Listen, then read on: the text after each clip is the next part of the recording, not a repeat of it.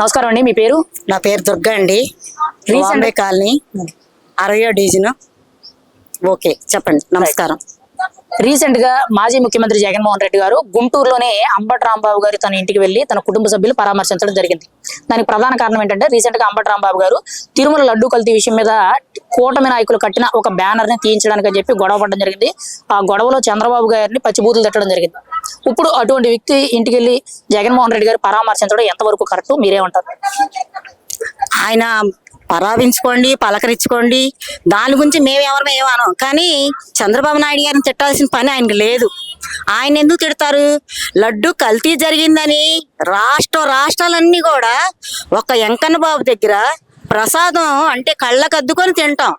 అది తీసుకొచ్చి ఇంట్లో పూజ చేసుకొని అందరిగా పెట్టుకొని చాలా కళ్ళకద్దుకొని తింటాం, మాకు అదృష్టం వచ్చిందని.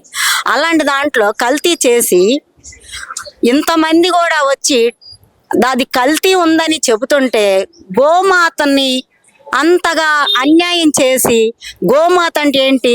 అందరికీ దేవుడు.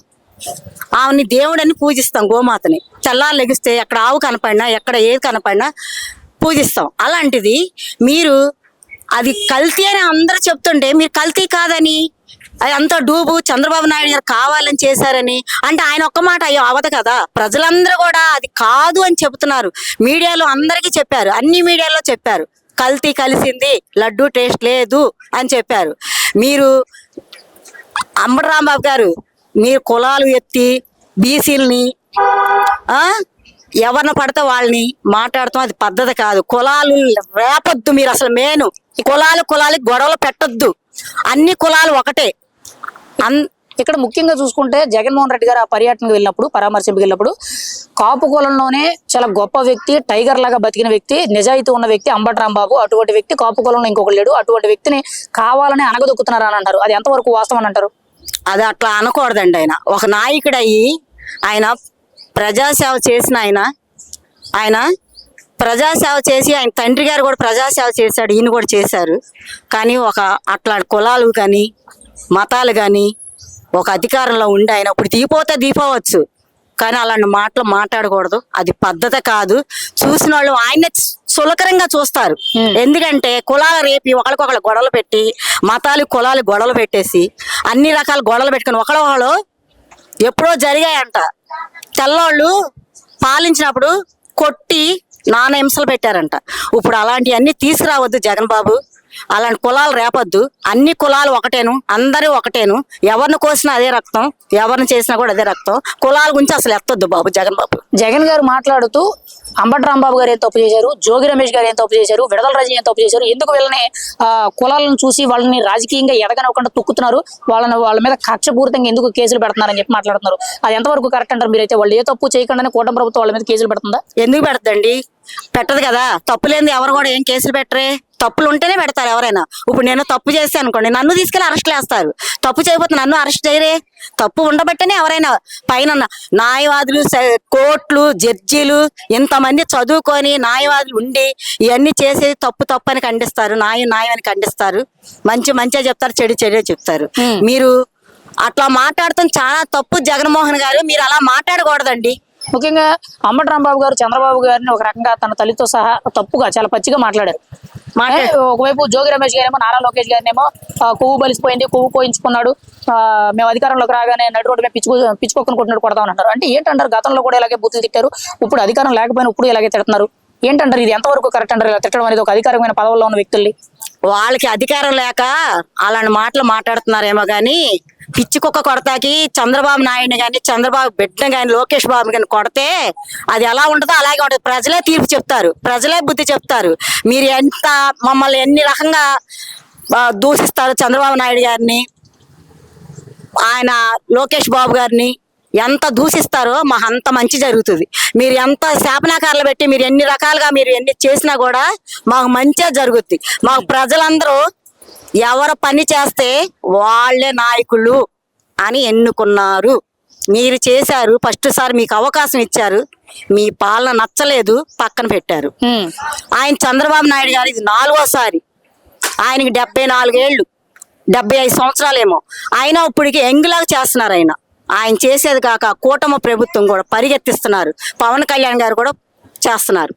ఇక్కడ విడదల రజనీ గారు ప్రెస్ మీట్ పెట్టి మాట్లాడుతూ మా ప్రభుత్వంలో ఎప్పుడు అరాచకాలు జరగలేదు, దోపిడీలు జరగలేదు, ఎవరి మీద కూడా ఒక తప్పుడు కేసు అనేది పెట్టలేదు, చాలా నీతిగా నిజాయితీగా మేము ట్రాన్స్పరెంట్ పరిపాలన చేసాం, కానీ కూటమి ప్రభుత్వం కక్షపూరితంగా వ్యవహరిస్తుందని చెప్పి ఆవిడ మాట్లాడుతున్నారు. అది నిజమేనంటారా? అసలు వాస్తవమైన గత 5 ఏళ్ళు కూడా ఎటువంటి దారుణాలు ఏమీ జరగలేదా? మీ అభిప్రాయం ఏంటి ఒక పబ్లిక్ గా? ఆయన వస్తమే ఆయన ఇల్లు ఆఫీసు మొత్తం పగలగొట్టేశారుగా, అది తప్పు కదా? అసలు ఎక్కుతమే ముందర స్టార్టింగ్ అదే పగలగొట్టారు కదా చంద్రబాబు నాయుడు గారిది.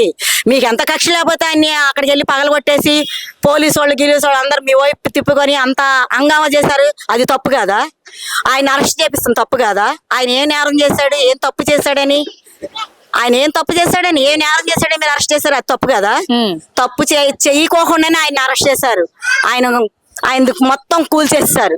ఇంకా మీకు ఇంకా తప్పు అని అడుగుతారండి? మీరు చేసేదే తప్పు పని. మీరు లడ్డూ విషయంలో కల్తీ జరిగిందని చెప్పి కూటమి ప్రభుత్వం తప్పుడు ప్రచారాలు చేస్తూ బ్యానర్లు కడుతుంది, మమ్మల్ని కూడా కట్టమంటారా బ్యానర్లు అని చెప్పి జగన్ గారు విమర్శిస్తున్నారు. అసలు బ్యానర్లు కట్టడం తప్పు అనేటట్టు మాట్లాడుతున్నారు, మీరేమంటారు? వాళ్ళు కట్టుకోలేదు బ్యానర్లు, ఫస్ట్ లో వాళ్ళు బ్యానర్లు కట్టలేదు. ఆయన ఏం తప్పేం కదా, 100 బ్యానర్లు కట్టుకోమండి. అది వాస్తవంగా జరిగింది, అది వాస్తవంగా జరిగింది. అందరినీ తీసుకొచ్చారు చంద్రబాబు నాయుడు గారు, లడ్డు చూపించారు, చెకింగ్ చేపించారు, ల్యాబ్కు పంపించారు, అన్ని చేపించారు. అక్కడి నుంచి వచ్చాకే చంద్రబాబు నాయుడు గారు చెప్పారు, అది కోర్టుకు కూడా వేశారు. అసలు గత 5 ఏళ్ళు కూడా అసలు నెయ్యి అనేది వాడలేదు, పామాయిల్ లో కెమికల్ కలిపి దాంతోనే లడ్డు తయారు చేశారని చెప్పి సిట్ కమిటీ రిపోర్ట్లు వచ్చింది కదా, మరి ఆ నిజం గురించి వైసీపీ ఎందుకు మాట్లాడలేదు? కేవలం జంతువులకు కలవలేదని ఒక్క మాటే మాట్లాడుతున్నారు. ఏంటి కలవకోకుండా ఎందుకు ఎవరైనా చెప్తారా? కలవబట్టే కదా చెప్తున్నారు, కలిసి బట్టే అందరూ ప్రజలందరూ కూడా మీడియాలో ఎంతమంది దేవస్థానంలో చెప్పారు, ఎంతమంది ఇక్కడ ఎళ్ళంపట చెప్పారు. దేవుడి దగ్గరికి వెళ్ళేది ఎందుకు? భక్తి కోసం, ఆయన ప్రసాదం కోసం వెళ్తాం. మీరు కలిసిందనే చెప్తుంటే కలవలేదని మీరు దండో వేసుకొని మీరు డప్పు వేసుకుంటే ఎలా కుదురుద్ది? జరిగిందని చెప్తుంటే ప్రజలందరూ ప్రజల మాట అవుద్ది కానీ మీ మాట ఇంకొకళ్ళ మాట అవదు కదా.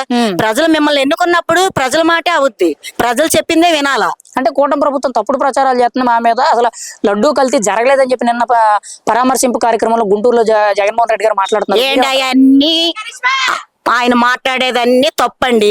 ఇప్పుడు జరిగే విషయాలు ఏంటి, ఇప్పుడు జరగబోయే ఏంటి, రేపొద్దున మేము ఎలా ఎన్నిక రావాలా, మేము ఎలాగ గెలవాలా, మేము ఎలా ప్రజల్లో ఉండాలా, మేము ప్రజల్లో ఎంత మంచి పని చేయాలా, ఎంత పాలన చేయాలా అని మాట్లాడాలి కానీ లడ్డూ గురించి ఇవన్నీ జరిగిపోయినాయి మళ్ళీ వెనక రమ్మన్నా రావు. అది జరిగింది, సుప్రీంకోర్టే మీరు కల్తీ చేశారు అని కాగితం వచ్చింది, వస్తేనే చంద్రబాబు నాయుడు గారు మీడియా వాళ్ళని పిలిపించి ప్రెస్ మీటింగ్ పెట్టించారు, అంతే. నిన్న గుంటూరులో జగన్మోహన్ రెడ్డి గారు ప్రెస్ మీట్ అయిపోయిన తర్వాత చివరిలో విలేకరులు ప్రశ్నలు అడుగుతుంటే ఆయన గొంతును పోతుందని చెప్పి వెళ్ళిపోవడం జరిగింది. దాని గురించి మీరేమంటారు? మరి ఏమంటారండి, మనం మాట దాటాలంటే గొంతు నొప్పి వస్తాయి, కాళ్ళు నొప్పులైనా వస్తాయి, ఒళ్ళు నొప్పులైనా వస్తాయి. ఎందుకంటే అది నిజమని ఆయనకి తెలుసు, అది వాస్తవని తెలుసు, ఆ లడ్డూలో కల్తీ జరిగిందని తెలుసు, అవన్నీ తెలుసు ఆయనకి.